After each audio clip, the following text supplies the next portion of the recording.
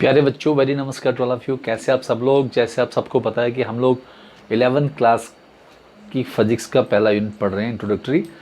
तो उसमें हम लोग बेसिक फोर्सेस के बारे में पढ़ रहे हैं। तो हमने सभी फोर्स के बारे में पढ़ा, अभी एक रह गई है स्ट्रॉन्ग न्यूक्लियर फोर्स। तो बेसिक लेवल पे देखते हैं कि ये स्ट्रॉन्ग न्यूक्लियर फोर्स क्या होती है। क्या स्ट्रॉन्ग न्यूक्लियर फोर्स ही बेसिक फोर्स है, इससे भी कोई बेस में फोर्स रहती है? ठीक है, तो स्टार्ट करते हैं। देखो, ये हमारे पास न्यूक्लियस रहता है, और ये न्यूक्लियस है, और ये हमारे पास है एक्स्ट्रा न्यूक्लियर पार्ट। ये हमारे पास है एक्स्ट्रा न्यूक्लियर पार्ट। ये 3 डिमेंशनल रहते हैं बहुत। न्यूक्लियस के बीच में हम सबको पता है कि प्रोटॉन होते हैं और साथ होते हैं न्यूट्रॉन। ये बेस में प्रोटॉन के ऊपर पॉजिटिव चार्ज, और 1 इसका एटॉमिक मास यूनिट होता है, इसका न्यूट्रल चार्ज है, और इसमें 1 एटॉमिक मास इसका रहता है। ठीक है, तो न्यूक्लियस के बीच में हमारे पास प्रोटॉन न्यूट्रॉन है, और इसके बाहर जो है वो इलेक्ट्रॉन, जो हमें पता है रिवॉल्व करते रहते हैं। यहाँ पे हमारे पास होते हैं इलेक्ट्रॉन। ये इलेक्ट्रॉन का सिंबल होता है नेगेटिव चार्ज और negligible mass. Nucleus positively charge होता है, क्योंकि प्रोटॉन होंगे, न्यूट्रॉन होंगे, तो नेट चार्ज पॉजिटिव रहेगा, और ये पॉजिटिव नेगेटिव आपस में इंट्रैक्शन करते हैं, तो एक्सचेंज ऑफ इलेक्ट्रोमैग्नेटिक फोर्स से ये एक स्टेबल एटम बनता है। ठीक है, अब प्रोटॉन जो है हमें पता है न्यूक्लियस के बीच में जैसे जैसे एलिमेंट डिफरेंट होगा, तो उसके न्यूक्लियस में उतने प्रोटॉन होंगे जितना उनका पीरियोडिक टेबल में नंबर रहेगा। जैसे हम बात करते हैं, सोडियम है हमारे पास, तो सोडियम का 11 एटॉमिक नंबर होता है। तो सोडियम में हमारे पास 11 प्रोटॉन होते हैं, 11 इलेक्ट्रॉन होते हैं, और 11 प्लस जो है न्यूट्रॉन रहते हैं। ऐसे ही अगर हम यूरेनियम की बात करें, तो यूरेनियम में हमारे पास, हम सबको पता है कि यूरेनियम 92 235 एक आइसोटोप रहता है। इसमें 92 हमारे पास प्रोटॉन है, 92 इलेक्ट्रॉन है, और 100 प्लस जो है हमारे पास क्या है, न्यूट्रॉन है। तो जब हमारे पास न्यूक्लियस के बीच में बहुत सारे एलिमेंट्री पार्टिकल हैं, जिनको हम लोग न्यूक्लियन कहते हैं, उनको कहते हैं हम लोग न्यूक्लियन, प्रोटॉन प्लस न्यूट्रॉन। तो हमें पता है अब ये न्यूक्लियस बंधा हुआ है, इसके बीच में जो पार्टिकल हैं वो स्टेबल पोजीशन पे हैं। तो इसका मतलब इसके बीच में जितने भी पार्टिकल हैं वो आपस में इंट्रैक्शन कर रहे हैं और अट्रैक्टिव होके एक छोटे से यूनिट में रह रहे हैं। अब हमने जो पहले फोर्सेस पढ़ी, इलेक्ट्रोमैग्नेटिक फोर्सेस, तो हमें पता लाइक चार्जेस रिपेल करते हैं। तो अगर ये इलेक्ट्रोस्टैटिक इंट्रैक्शन से बंधे होते हैं तो प्रोटॉन प्रोटॉन रिपेल करते हैं, तो ये स्टेबल नहीं होता। इसका मतलब इलेक्ट्रोमैग्नेटिक फोर्स नहीं है। ग्रेविटेशनल फोर्स की बात करते हैं तो स्मॉल पार्टिकल के बीच में ग्रेविटेशन इंट्रैक्शन बड़ी नेग्लिजिबल होती है, तो ये तब भी नहीं है, क्योंकि अगर ग्रेविटेशनल फोर्स अट्रैक्ट करते तो इलेक्ट्रोमैग्नेटिक फोर्स रिपल करते, तो ये स्टेबल नहीं हो पाता। बाद में हमें पता चला, हाँ, हमारे पास एक युकावा जापानीज साइंटिस्ट थे, उन्होंने हमें एक पाई-मेज़ान थ्योरी दी थी। तो हमें पता चलता है कि अब इसके बीच में जो फोर्स रहती है, जो इन न्यूक्लियन को बांध के रखती है, उसको स्ट्रॉन्ग न्यूक्लियर फोर्स कहते हैं। और वो फोर्स प्रोटॉन प्रोटॉन के बीच में होती है, न्यूट्रॉन न्यूट्रॉन के बीच में होती है, प्रोटॉन न्यूट्रॉन के बीच में होती है, और इंडिपेंडेंट होती है nature of the charge on the nucleons. तो ये सबसे स्ट्रांग फोर्स है।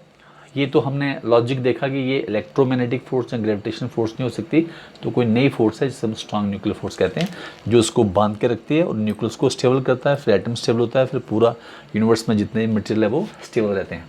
तो कोई पूछिए स्ट्रांग न्यूक्लियर फोर्स क्या है? ये वो फोर्स है जो न्यूक्लियन के बीच में होती है, और ये स्ट्रांगर देन होती है इलेक्ट्रोमैग्नेटिक फोर्स से 100 टाइम्स, और इंडिपेंडेंट होती है, चार्ज पे डिपेंड नहीं करती है, जो न्यूक्लियस को बांध के रखती है। और वो क्या चीज़ है जो इन न्यूक्लियन के बीच में एक्सचेंज होता है? मैसेंजर पार्टिकल क्या है? तो हमारे पास पाई-मेज़ॉन्स होते हैं, वो पाई-मेज़ॉन का क्लाउड एक्सचेंज होता रहता है, जिससे ये इंट्रैक्शन बनी रहती है और एक स्टेबल न्यूक्लियस हमें मिलता है। जब ये न्यूक्लियस बड़ा हो जाए, जब इस न्यूक्लियस में प्रोटॉन न्यूट्रॉन बड़े ज़्यादा लेवल पे आ जाए, 82 एटॉमिक नंबर लेड का हो तो लेड के बाद आ जाए, तो ये फिर अपने आप में न्यूक्लियर फोर्स थोड़ी वीक हो जाती है। तो स्टेबल करने के लिए इसमें से spontaneous emission of matter and radiation होता है, इसको हम रेडियो एक्टिविटी कहते हैं। अल्फा बीटा गामा पार्टिकल निकलते हैं, तब तक निकलते रहते हैं जब तक ये स्टेबल ना हो। तो हमारा जो बेसिक लेवल पे स्ट्रांग न्यूक्लियर फोर्स का ये फंडा था, ये था कि न्यूक्लियन के बीच में स्ट्रांग न्यूक्लियर फोर्स होती है, जो चार्ज इंडिपेंडेंट रहती है, अट्रैक्टिव फोर्स ही है, लेकिन अगर जो डिस्टेंस ऑफ सेपरेशन है वो 0.5 फर्मियन से छोटा हो जाए, अगर दो न्यूक्लियन के बीच का ये जो डिस्टेंस है, अगर ये 0.5 फर्मियंस यानी कि 0.5 10⁻15 मीटर से छोटा हो जाए, अगर ये मान लो रेडियस है, अगर ये इससे छोटी हो जाए तो उसके बाद ये रिपल्सिव फोर्स हो जाती है, और अगर ये वाली डिस्टेंस, इन दो के बीच का डिस्टेंस कोई 15 to 20 फर्मियन हो जाए तो ये इतनी वीक हो जाती है न्यूक्लियर फोर्स कि ये इलेक्ट्रोमैग्नेटिक फोर्स से भी वीक हो जाती है, ठीक है। तो शॉर्ट रेंज फोर्स है, मेजोरिटी में अट्रैक्टिव ही है, लेकिन डिस्टेंस अगर सेपरेशन ऑफ डिस्टेंस से छोटा हो जाए तो रिपल्सिव भी हो सकती है। अगर हम इसकी प्रॉपर्टी की बात करें कि हमारे पास कौन सी प्रॉपर्टी है स्ट्रॉन्ग न्यूक्लियर फोर्स की, तो ये कुछ प्रॉपर्टीज़ हैं, ये हम इसकी प्रॉपर्टी देख लेते हैं।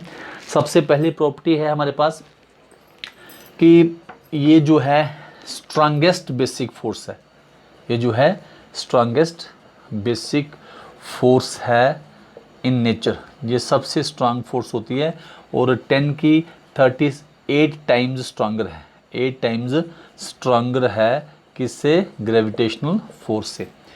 दूसरा हम ये कह सकते हैं कि ये चार्ज इंडिपेंडेंट है, ये चार्ज जो है इंडिपेंडेंट है, ये चार्ज पे डिपेंड नहीं करती है। तीसरा हम कह सकते हैं ये नॉन सेंट्रल फोर्स है, नॉन सेंट्रल फोर्स मीन कि ये सिमेट्रिकल नहीं बनाती अराउंड इट्स पार्टिकल के बीच में सिमेट्रिकल रूप से वेरी नहीं करती। नॉन कंजर्वेटिव है, नॉन कंजर्वेटिव का मतलब होता है कि इस फोर्स से या इस फोर्स के बीच में अगर हम किसी पार्टिकल को मूव करें तो जो वर्क करना पड़ता है वो पूरे पाथ पे डिपेंड करता है, पोजीशनों पे नहीं करता सिर्फ डिपेंड, ठीक है। तो नॉन कंजर्वेटिव फोर्स है और ये इन्वर्स स्केयर लॉ को फॉलो नहीं करती कि it does not follow inverse square law, inverse square law को फॉलो नहीं करती, does not follow inverse square law, rather it follows inverse law of higher power of distance, higher power of distance of separation, distance of separation of nucleons, ठीक है जी। तो ये करती है। हमारे पास एक्सचेंज पार्टिकल, जैसे अभी हमने कहा एक्सचेंज पार्टिकल जो होता है, इसमें एक्सचेंज पार्टिकल जो हैं, एक्सचेंज पार्टिकल्स आर जो हैं वो पाई मेजॉन्स होते हैं, ठीक है जी। ये कोई हायर पावर इन्वर्स लॉ को फॉलो करती है कि जो न्यूक्लियर फोर्स अट्रैक्शन होती है इन्वर्सली प्रोपोर्शनल आर की 7 और जो न्यूक्लियर फोर्स रिपल्सिव होती है कि आर की 9 के आसपास रहती है, ठीक है।